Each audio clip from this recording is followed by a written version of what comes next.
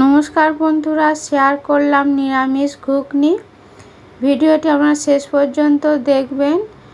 মটর আগের দিন রাতে ভিজিয়ে রেখেছি, সকালে ভালো করে ধুয়ে পরিষ্কার করে নিয়েছি। প্রেসার কুকারে জল দিয়ে মটর দিয়ে দিলাম, 3টি ছোট সাইজের আলু ডুমো শেপে কেটে নিয়েছি, হাফ চা চামচ খাবার সোঁটা দিয়েছি।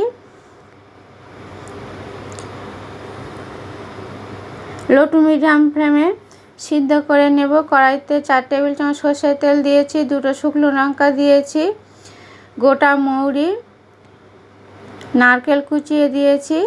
লো টু মিডিয়াম ফ্লেমে 2 মিনিট নাড়াচাড়া করে ভেজে নেব। ভাজা হয়ে গেছে, একটি টমেটো পিউরি করে দিয়ে দিলাম।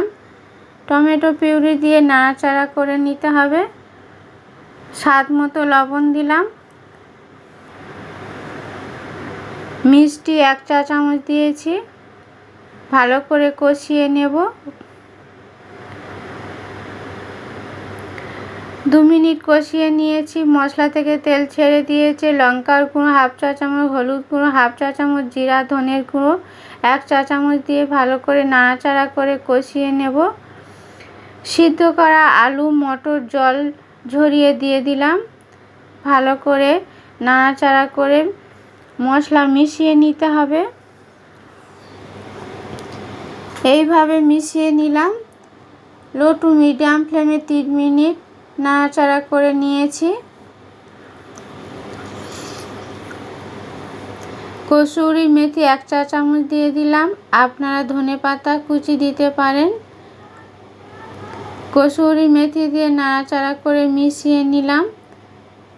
আরও 1 মিনিট সিদ্ধ করা মটরের জল দিয়ে দেব।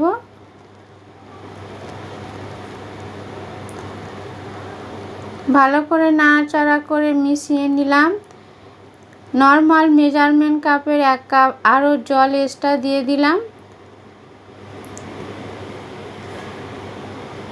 একটি কাঁচা লঙ্কা কুচি কেটে দিলাম।